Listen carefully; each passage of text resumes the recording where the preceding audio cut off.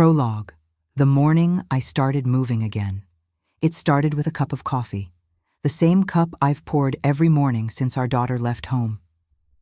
For years, I thought that quiet mornings meant peace, but then I realized too much quiet can make even your bones feel heavy. Charles still sits by the window with his newspaper, pretending to read while keeping one eye on me. Outside, Portland's sky hangs low and gray, the kind of gray that seeps into your joints before you even notice. Last spring, I told my doctor that my knees were aching, that some mornings it felt like I was walking through fog, inside and out. She smiled and said softly, "Don't sit with it, Margaret. Walk with it." I didn't understand what she meant then, but one morning, after another restless night, I put on my old sneakers, the ones with the faded blue laces, and stepped outside. It wasn't far. Just to the end of the block. But that tiny stretch of pavement felt like a whole new country. The air was cool, and the smell of wet earth brought back something I'd forgotten. How it feels to be part of the world, not just watching it from a window. Since that morning, I've kept walking. Some days it's 10 minutes, some days just 5. Charles joins me now, sometimes holding my elbow when the sidewalk tilts.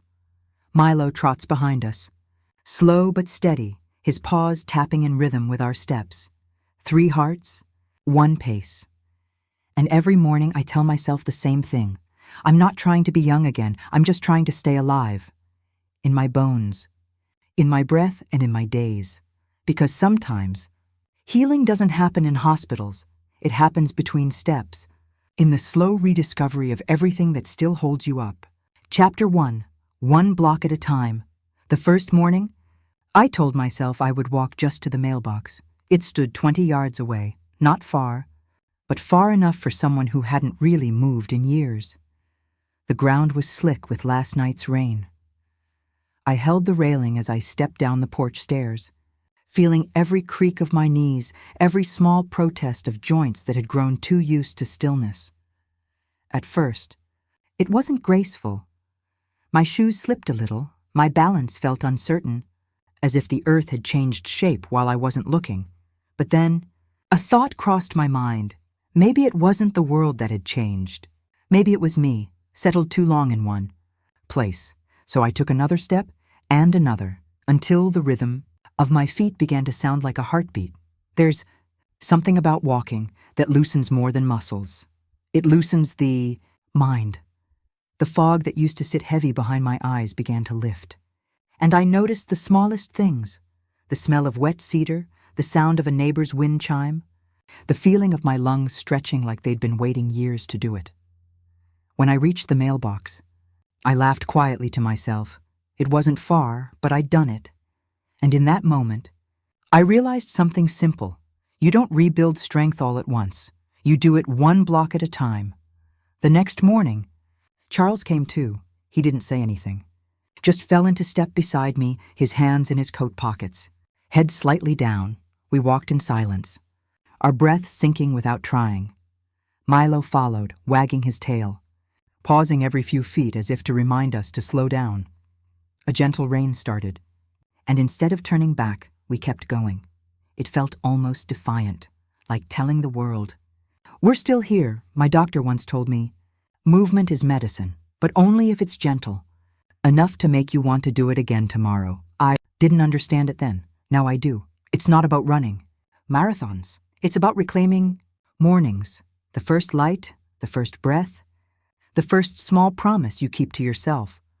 When we came home, I made coffee for 2. This time, it wasn't out of habit.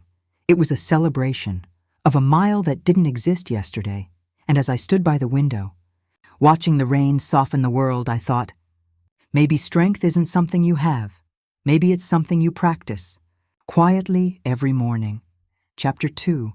Milk, sunlight, and routine. The morning light in Portland is never in a hurry. It slides through the curtains like a quiet visitor, slow, golden and soft enough to make even old walls look new. I sat at the kitchen table, watching the dust dance in the sunlight. For years, my mornings had started in silence. Now, They began with rhythm, the sound of Charles boiling water, Milo's slow pause across the floor, and the kettle's small whistle rising like a signal that we were, once again, awake. Charles poured milk into 2 glasses. He never used to drink milk. He said it was for children. But after my last checkup, when the doctor mentioned calcium, he started joining me without saying a word. That's how he is. He doesn't promise things. He just does them. "Did you know," he said one morning, 15 minutes of sunlight gives you more vitamin D than a glass of milk? I looked at him and smiled. "Then let's have both." So we started sitting by the window every morning. Coffee, milk, and sunlight, our new little trinity of health. Sometimes we talked, sometimes we didn't. But the silence between us no longer felt empty. It felt shared, like music that only 2 people could hear. Keeping bones strong isn't just about calcium or sunlight. It's about routine. The gentle repetition that teaches the body it's still being cared for. One habit builds another. Glass of milk becomes a short walk. A short walk becomes a stretch by the window, and soon, your days start moving before you even realize it. Dr. Morales once told me, consistency doesn't come from motivation. It comes from meaning. I didn't understand at first, but now I see the reason I keep walking, keep stretching, isn't just to stay alive. It's to feel like I belong to each day that comes. Charles and I started measuring mornings, not by time, but by rituals, small, reliable markers of living. Pouring milk, opening curtains, saying good morning. Like it was the first time. Even Milo learned the rhythm. He'd wag his tail twice before we stepped outside. And when the light touched my hands through the window, I felt something inside me settle. A quiet strength growing, not from effort, but from presence. Chapter 3. The Garden Muscles. It began with the lavender, the same one Emily planted before she left. I thought it had withered after last winter, but one morning I saw a hint of green, a small, stubborn sprout pushing through the dry soil. Something about that little plant felt familiar, old, but still trying, so I decided to join it. Charles found me outside that afternoon, kneeling on the ground with dirt-stained gloves, trying to lift a clay pot that was far too heavy for me. "Careful," he said softly, setting his hands beside mine. "I've got it." We lifted together, slowly, deliberately, like 2 people relearning how to move in the same rhythm. It wasn't just gardening. It was therapy. Every time my fingers pressed into the soil, I felt the tension in my shoulders release. Every time I bent to pull a weed, my legs trembled, not from weakness, but from awakening. My muscles, long forgotten, were remembering their purpose. There's something about dirt that feels honest. You can't rush it or command it. You have to meet it where it is, dry, messy, imperfect, just like aging. Charles started joining me every evening. He watered while I pruned. We didn't talk much, but I could hear the rhythm of his watering can matching the sound of my breath. It was almost musical, a duet of quiet persistence. One day, I asked him, "Do you think we're getting stronger?" He smiled, his face lined by sunlight. "I think we're getting steadier, and maybe that's what real strength is, not lifting heavy things, but finding balance again, in your body, in your home, in the soil you touch every day." Dr. Morales calls it functional strength, the kind that doesn't just keep you standing, but helps you keep living. She once said, "Gardening is nature's gym for the soul." Now I know what she meant. When I finish for the day, I sit on the porch steps, brushing the dirt from my hands. The sun slips behind the trees, and the smell of lavender rises faintly in the evening air. Chapter 4. The Doctor's Surprise. It had been 6 months since I started walking. 6 months since the first morning I tied those faded blue laces. I didn't expect much, just fewer aches, a little more sleep. But that day, sitting in Dr. Morales' office, I realized something had changed long before my test results did. Dr. Morales looked up from her clipboard, eyes smiling first. "Well, Margaret," she said, "you're full of surprises." I laughed nervously. Good surprises, I hope? She turned the screen toward me. Your bone density has improved by nearly 8%. That's rare at your age. For a moment, I couldn't speak. 8%. It didn't sound like much. But to me, it felt like a small miracle. Charles, sitting beside me, grinned the way he used to when we were young. Told you those walks were working, he said. Dr. Morales chuckled. Keep doing exactly what you're doing. Walking, sunlight, calcium, and staying curious. Then she added, with that calm voice I've come to trust. It's not just the bones that get stronger, Margaret. It's everything around them. On the drive home, I looked out the window. Portland's streets glistened after rain, and the trees along the park shimmered with a fresh kind of green. It wasn't the city that had changed. It was how I saw it now, from a body that could move again. When we reached home, I made us tea. Charles unfolded the newspaper. But this time, instead of pretending to read, he looked over the top and said, "So what's next for our athlete?" I smiled.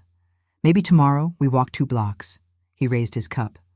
"To stronger bones and slower mornings." Dr. Morales' words stayed with me that night. It's everything around them. I thought about it while brushing my hair, feeling the strength in my shoulders again, feeling my breath steady and deep. She was right. It wasn't just my bones, it was the rhythm of my days. The way the house felt lighter, the way Charles hummed when he watered the plants. Sometimes, healing isn't a miracle, it's math. A few minutes of movement multiplied by patience. But sometimes, it's also grace, the quiet kind that happens when you choose to start again. That night, as I turned off the lamp, I whispered to myself, "It's funny, the more I move, the younger time feels." Outside, the rain had started again, but it no longer sounded heavy. It sounded like applause for the small victories that no one else could see. Chapter 5. The strongest bones are the ones that keep moving. It's been almost a year since that first morning walk. Sometimes I still wake up stiff, my knees reminding me that time doesn't stop, but neither do I. Every day now begins the same way. Coffee for 2, sunlight spilling through the curtains, and the soft click of Milo's leash against the door.